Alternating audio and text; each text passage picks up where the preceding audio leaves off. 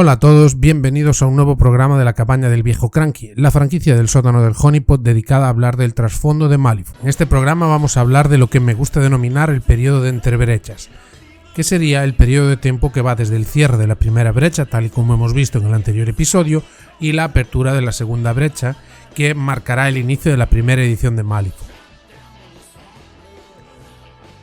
Miedo y confusión, del 1798 al 1802. El cierre de la brecha conmocionó al mundo. En un instante, Malifaux pasó de ser una fuente de poder mágico a desaparecer por completo, llevándose consigo una ciudad entera de la noche a la mañana. Un gran número de personas de todo el mundo se habían establecido en Malifaux durante la década desde la apertura de la brecha. Cuando ésta se cerró, no hubo rincón en la tierra que no se viera afectado por su pérdida. En cada nación y en cada ciudad, hombres y mujeres perdieron hermanos o hermanas, hijos o padres, maridos o esposas. En cuestión de días, monumentos improvisados brotaron por todo el mundo. Los titulares de los periódicos eran chillones y sensacionalistas respecto a la pérdida de Malifaux. Rumores y teorías se propagaban por todas partes. Muchos se negaban a creer que la brecha se hubiera cerrado, pensando que era una artimaña o un truco para aumentar el precio de las piedras de alma. Otros creían que lo que había atacado a los residentes de Malifaux estaba ahora en la tierra. Se vieron señales y presagios apocalípticos desde San Petersburgo hasta Nueva Ámsterdam, y el mundo se sumió en el dolor y en el pánico. Además de la colosal pérdida de vidas humanas, se perdió la fuente de las piedras de alma del mundo, la base de cada gran avance médico y tecnológico de la última década. Las piedras del alma ya eran una de las mercancías más codiciadas en el mundo, y de un golpe se convirtieron en la más rara. Las instituciones empezaron a acaparar sus escasos suministros y los gobiernos comenzaron a confiscar cualquier piedra del alma que pudieran encontrar entre los ciudadanos. Cualquier uso de las piedras del alma que no se considerara esencial fue inmediatamente prohibido. Esto incluía, trágicamente, muchas de las grandes obras públicas y la mayoría de las aplicaciones médicas. Si una persona no tenía buenos contactos, sus piedras de alma eran confiscadas y añadidas a los almacenes del gobierno. Las naciones empezaron a vigilar a sus vecinos para medir cuántas piedras del alma habían conseguido acumular, y políticos y diplomáticos intentaron desesperadamente firmar tratados para mantener la paz. Las guerras de la pólvora negra. A primera vista, parecía que los diversos tratados firmados tras el cierre de la Gran Brecha bastarían para instaurar una frágil paz. Sin embargo, la paranoia comenzó a instalarse.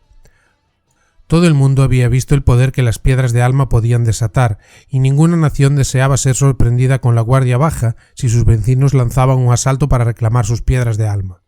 Los diplomáticos se convirtieron en espías, y las tropas se alinearon a lo largo de las fronteras.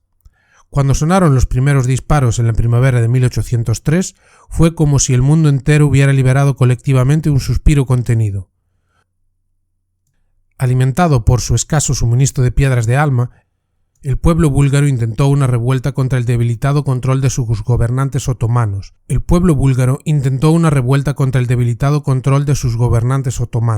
Desencadenando una serie de alianzas en cascada y tratados que arrastraron a toda Europa a una guerra que más tarde se extendería por el resto del mundo.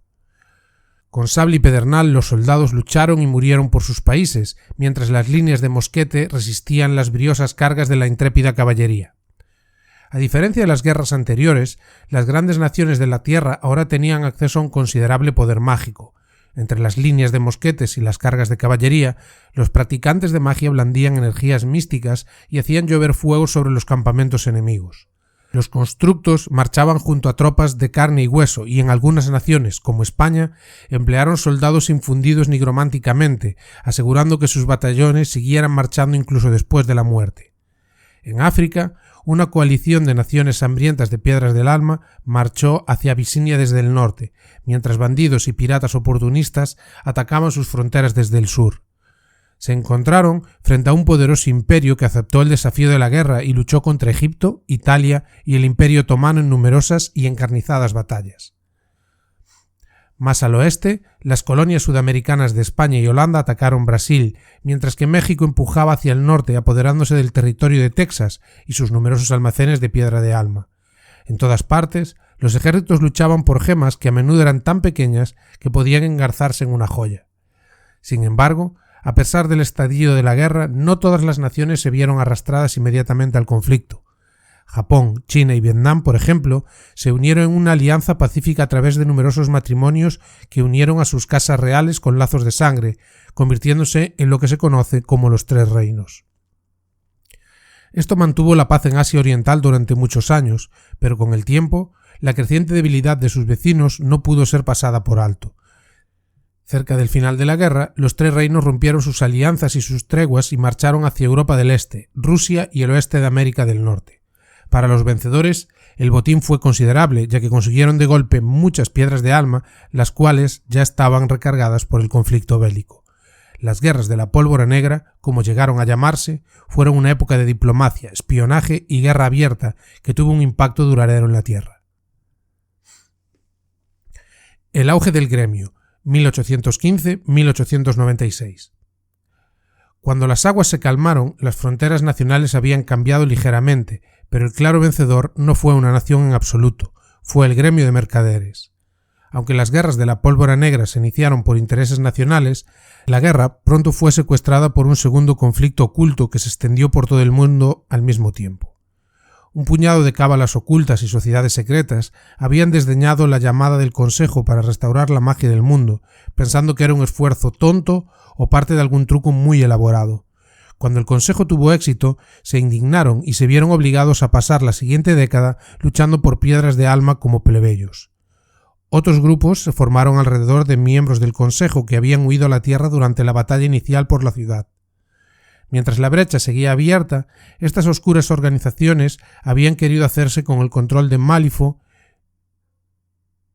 y de sus piedras de alma, pero el poder y el respaldo del Consejo y sus archimagos hacían esta perspectiva peligrosa en el mejor de los casos y suicida en la mayoría. Tras el colapso de la brecha, estos sindicatos vieron su oportunidad y redoblaron sus esfuerzos por acumular poder. Los generales y políticos más importantes de las guerras de la pólvora negra fueron llevados a estas cábalas, donde podían hacerse con el control de las piedras de alma y utilizar poderes mágicos para sus propios fines. No se trataba de una conspiración, sino de varias, y sus miembros utilizaban la política, las espadas, las pistolas y las mentiras para superar a las naciones que pretendían servir. Al final de la guerra, una de estas sectas había ganado el control de facto sobre la gran mayoría de las piedras de alma restantes en el mundo, y con ello del mundo mismo. El gremio eligió Inglaterra para su central y sembró a su gente en las cortes de cada nación importante de la tierra. A medida que el mundo comenzó a reconstruirse, se aprobaron leyes que prohibían la propiedad de las piedras de alma sin autorización del gremio. Cualquiera que violara esta prohibición era ejecutado, a menudo en presencia de la misma piedra de alma que había obtenido ilícitamente. La única forma de que una nación tuviera acceso a piedras de alma era aceptar las normas del gremio. Al principio, era un único agente del gremio que se aseguraba de que las piedras de alma solo se utilizaran de la manera que se había acordado, pero con el paso de los años, más y más enlaces e inspectores se añadieron hasta que finalmente cada nación importante tenía un cuadro entero de agentes del gremio dentro de su corte.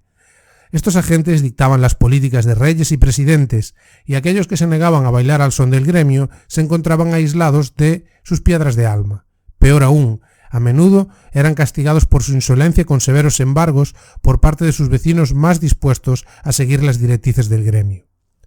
Poco a poco, el férreo control del gremio se fue estrechando sobre el mundo. Al dictar los movimientos de los ejércitos de otras naciones, el gremio fue capaz de someter a países desobedientes como India y los Tres Reinos, haciendo que pasaran de naciones independientes a estados policiales ocupados por el gremio. Solo Abisinia parecía capaz de resistir su influencia, y el gremio no tenía demasiado interés en enemistarse con esta avanzada nación, siempre y cuando se conformaran con limitar su influencia a África. En menos de un siglo, el gremio había traído la paz a la tierra, pero era la paz de una prisión, impuesta solo porque ninguno de los prisioneros tenía el poder de desafiar a sus carceleros. Y con este status quo llegamos al inicio de un nuevo siglo que vendrá marcado por la apertura de nuevo de la Gran Brecha. Pero eso será historia para la siguiente cabaña del viejo Cranky. En el próximo programa hablaremos sobre los inicios de la apertura de la Segunda Brecha, eventos que se corresponden con el trasfondo con el que empezaba la primera edición de Malifaux. A partir de aquí vamos a empezar a ver las historias de los diferentes personajes que conocemos del juego de miniaturas, los diferentes masters, etc. Hoy ha sido un capítulo cortito, pero como siempre podéis seguirnos en nuestras redes, las podéis encontrar en la descripción, Y ya me voy despidiendo, nos vemos en el próximo programa. ¡Chao!